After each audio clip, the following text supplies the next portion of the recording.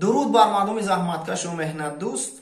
همین نزاع‌هایی که در کشورهای گوناگون گیتی رفته ایستاده است و از جانب دیگر ناعدالتی هم هست، میبینم اون بسیار وقت به قول زیغ هم میشوم. اما یک خاطراتی کودکی به یادم اومد.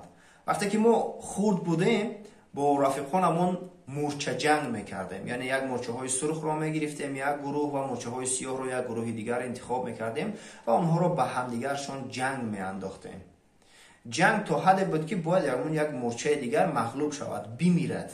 یعنی اونها در اصل جنگ کردن نمیخواستن، این ما بودیم که اونها را جنگ میانداختیم. و از جانب دیگر یک تجربه دیگر هم شما میتوانید که انجام بدهید.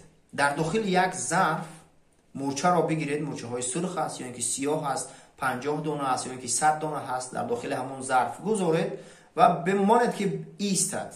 اونها جنگ نمیکنند، باور کنید، همگی تلاش میکنند که چی طور فرار کنند، یعنی از پس زندگی هستند. این با زندگی ما و شما شباهت دارد که ما از پس زندگی خود هستیم، به هیچ چیزی به هیچ کسی کاردار هم نیستیم. همین زندگی خودش آوارگی، زندگی خودش بس است.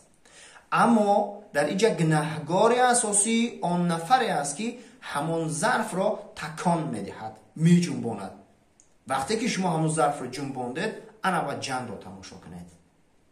در زندگی انسان هم همین گونه است. گناهکار بیچاره مردم نیست، گناهکار همون نفری است که ظرف را تکان داده ایستاده است.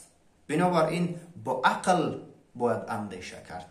دوستان گرامی، من گمان نمیکنم که نوارهایی که در شبکه ما میگذاریم لااقل ارزشی 1000 نفر پرسموتر را نداشته باشد. اگر شما همچنین میحسابید، پس کامنتاری نویسید، لایک گذارید، ببینید و با دوستانتون فرستید تا صفحمون بیشتر شود. پناه خدا.